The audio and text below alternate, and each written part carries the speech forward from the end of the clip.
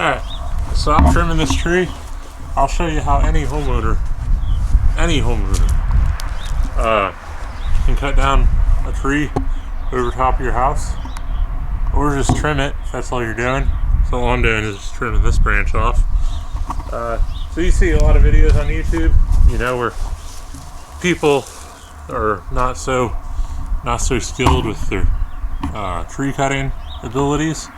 You know, they try and take off way too big a piece, end up smashing their house. I'll show you how any homeowner can take down a tree, even over top of the house. Alright, so this branch here I've been working on, it did go actually up over top of this part of the house, probably about 5-10 feet or so in that direction, directly over the center, the peak of the house. You can see there's a porch here, and then right underneath the porch there's some concrete slabs, and there's a glass door literally right underneath where I'm working. So I don't want anything to break either the window, the roof, or the door, or anything of that nature. I don't want big pieces dropping on the concrete or going through the wall or anything. So I've been cutting it up into these little pieces. All these pieces on the ground are actually from this limb. This limb here is cut, but that happened before me. So as you can see, there's all these pieces here, and you know, pieces like this one here is probably the biggest piece. That's about a little bit wider than my hand. This piece here is actually a little bit thinner than my hand. So you can see I'm cutting it pretty thin. This one here actually split on the way down. It hit some wood and just split itself. So you just want to cut it thin like that. I use a lift like this to get up into place. You can actually rent these lifts. They hook up to your trailer or your tow vehicle as a trailer. I have a 2500 pickup truck right here, but I have towed this with my Tacoma, with a 4-cylinder Tacoma. I don't recommend that. I would definitely get at least the V6 Tacoma or a full-size truck or SUV that's equivalent to a full-size truck, like a Suburban or something. But you can tow this with a Tacoma if you have to, especially if you live in flatland like I do. So I'll get in position here and I'll show you what I'm doing. Well, before I get up there, you can see there's a bunch of brush already on the ground. I didn't cut this up on the ground. I only cut this up in the air.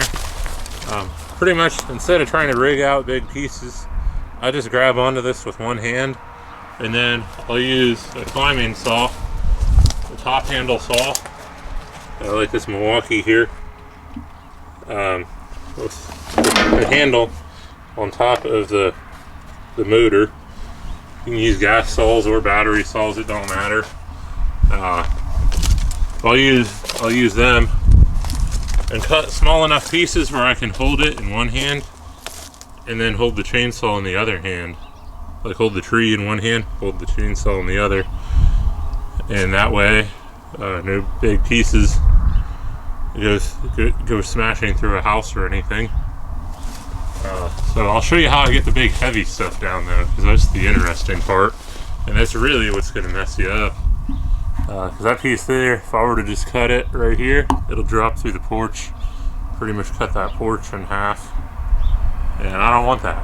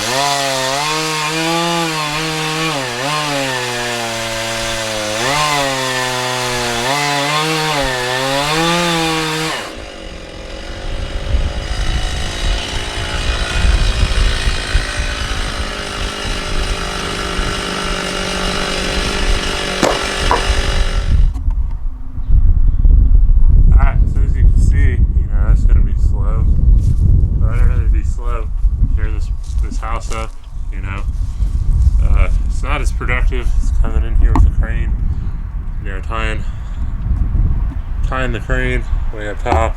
I make one cut, and you know, with a 26 or 30 ton crane with a 100-foot boom, you know, this would have been done in one cut.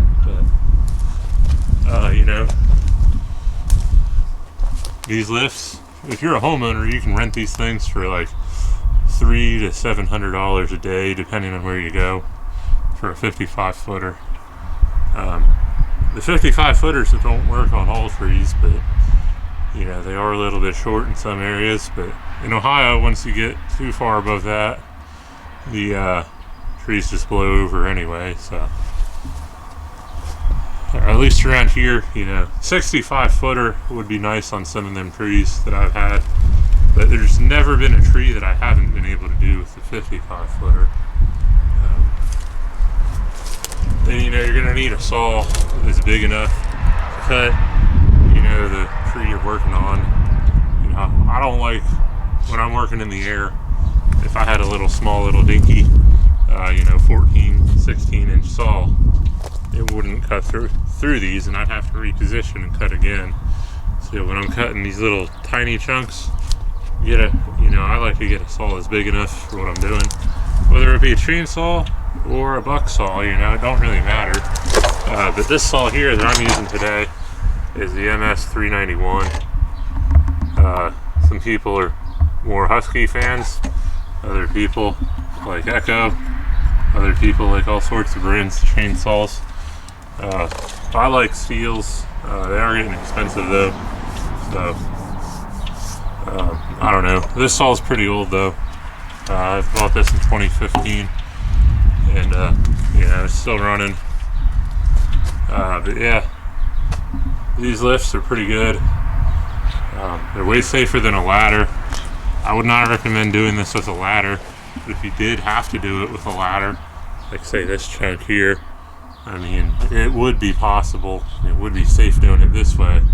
If you go in with a ladder, try to cut this chunk like right in here, you're gonna have this thing here hit the ground, and then the butt is gonna swing into the ladder. If you do absolutely have to do this one with a ladder, like something like this with a ladder, you know, you cut it small like this, you can pretty much take that chunk and chuck it away from you. So, you know, that is the safe way to do it with a ladder if you have to. You can also climb the tree, unless you're like pretty skilled at climbing with no gear. The gear to be able to safely climb this tree is going to cost more than it will for a daily rental on this. You can probably rent this thing for a whole week before you can buy basic climbing gear that's going to be safe enough to do tree work. And then you're also going to be tearing up your body a lot more. It's a lot more physically intense. So unless you know somebody that you can borrow tree gear, you know, rent these things if you have to. This one I bought. This one's not a rental, but I used to rent these things for an entire year, and then it got to be to the point where if I just bought this, I could pay for a year's worth of a loan, versus renting them for a month and owing the same amount of money for paying a year's worth of the loan on this. So that's why that one has my name on it.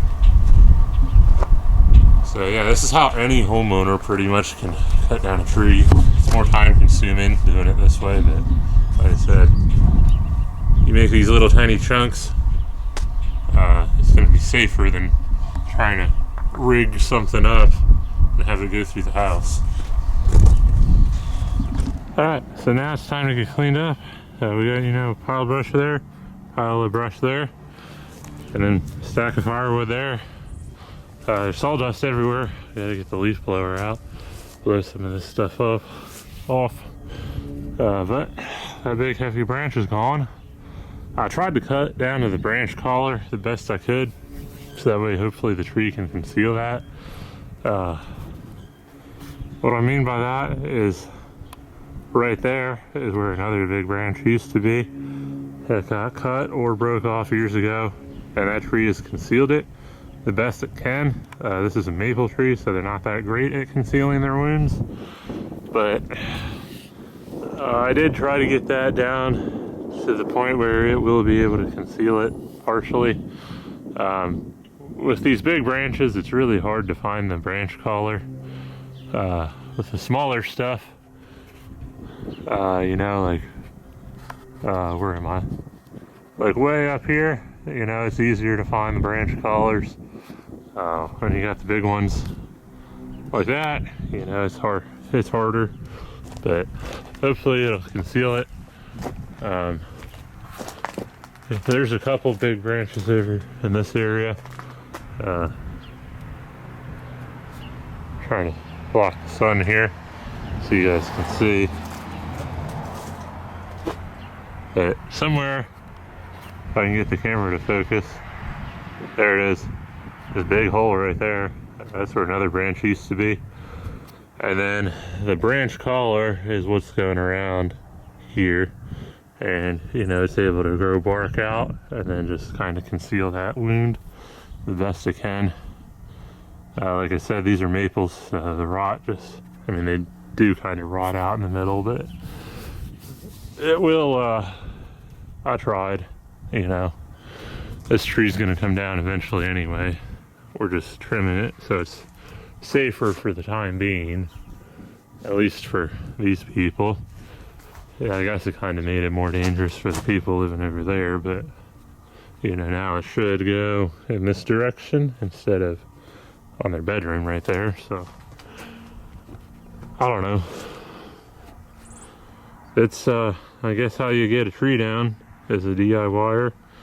If you got, you know, if you're a DIY guy, homeowner type person, you know, it's totally possible, and that's how I do it.